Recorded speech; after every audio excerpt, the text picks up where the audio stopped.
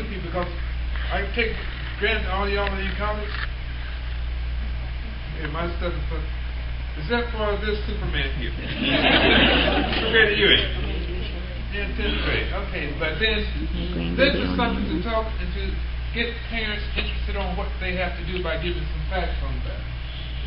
Now, there is something called, in the state of Mississippi and in the whole country, there is something called Common Core State Standards. Now, some of us I know understand that. Common Core State Standards. These are standards that have been developed that every child in the country should know. And so then they are applying it to every state in the union. So if you all of a sudden live in Mississippi, when you go to Boston, you will still be able to compete academically with the students in Boston and anywhere else. So then that's why they have come up with these national standards that have been developed by the states.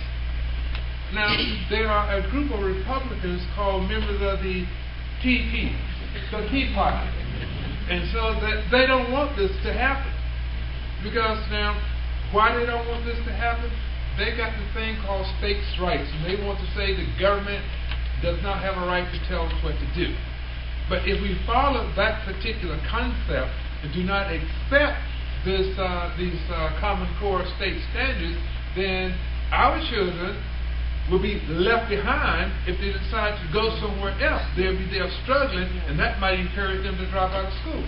So then it's a high standard teaching that you have to align with your curriculum in math and English and social studies across the board. So our children will be able to compete with children anywhere in the country.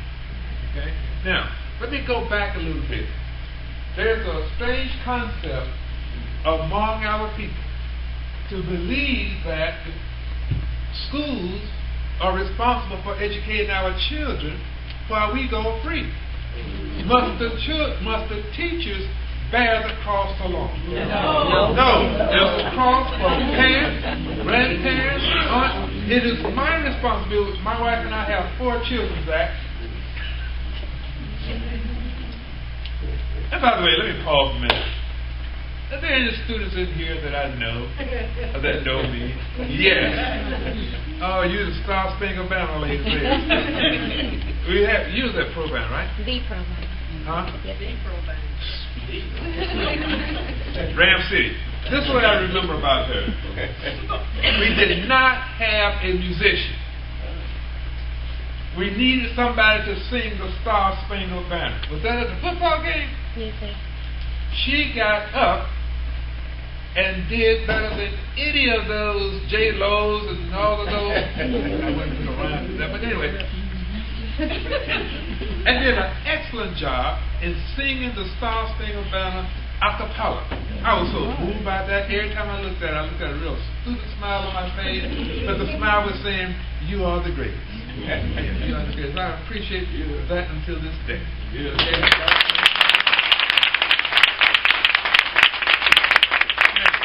Parents and parents to be. That's a long way out for thee. Now, we have to understand that knowing what our children need to know is our responsibility. As I was saying, we have 4 children. I did not leave it up to the school that my children went to see that my children was well educated. It was my primary job. So what was the school doing? The school was just helping me educate my child, but I am the primary educator of my child. Now, when my children was going to St. Andrews, they was teaching something that I didn't want them to teach. When I found out that, whoa, you're teaching my child about this? I pulled them out of the class. I said, when y'all start teaching, until y'all get through with this particular section of the teaching, shut my child out in the hall. Because I don't teach my child that at home, and you're not going to teach him that at the school. Okay? So then we have to, my point is, when it comes to education, we have to know what our children need and see that they get it. Right now. So going back to Common Core, that is something that our children need in order to be competitive. Now, another thing that is out there now, if you have a child going to the third grade, or a grandchild, or a niece, or anybody, you got to be aware of this, that child has to know how to read in order to be passed to the fourth grade. Now, you don't leave it to the teacher to make sure that child knows how to read.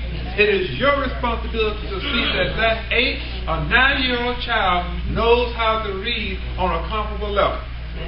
Because I'm telling you, now this is why, it's not a bad thing, but this is why they did that. They said that if a child does not know how to read by the third grade, that child is going to end up in prison. Elder Friday is going to have some dealing with him. I had a good interview with you today. I enjoyed that.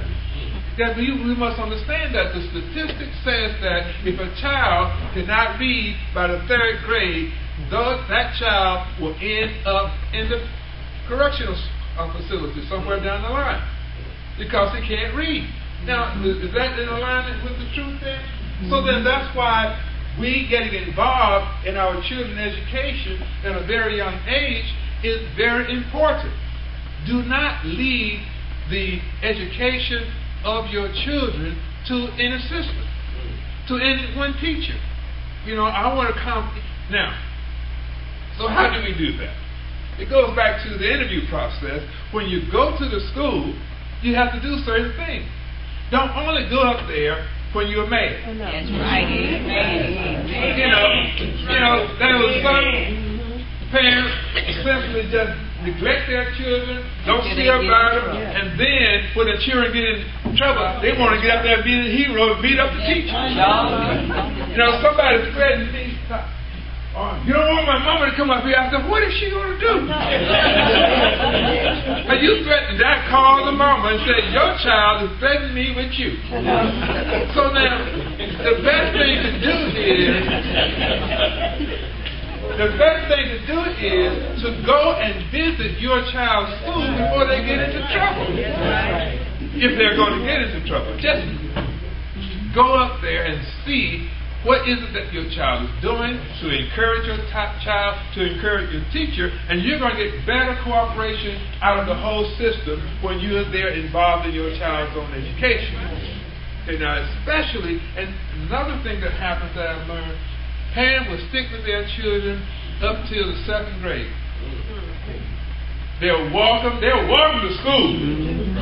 They'll put them on that bus and cry when they get on that bus. When they get past 3rd grade, go on out here, boy. And just leave them and want them to show up at the school to see how they are doing. Believe me, evangelist, I called the parents in high school. I was in high school. They was in high school. I said, your child is up here getting into trouble. She said, let me tell you something. This was in August, late August. I had them all summer, and I didn't call you. Now you got it, and don't call me. That is not how that's not how it's done. That's not how it is. We have to be involved, even from middle school through high school, with our children's academics. So then what do we do? The key thing here is that we find ourselves supervising our children's education. I don't care what age they are. If they're in my house, Yes, sir. Yes, they're going to do what old Theo said do. Right? See, this is one of my children here too. She grew up with my older boy. And so now, we have to take control of our children. And we have to supervise them all the way through. And what does that mean? That we have to encourage them. I believe you were saying about the more children get involved in the different activities of the school, like they do at the church, the less trouble that they get into. Right? Now, using the choir, use a cheerleader too. How do I remember all of that?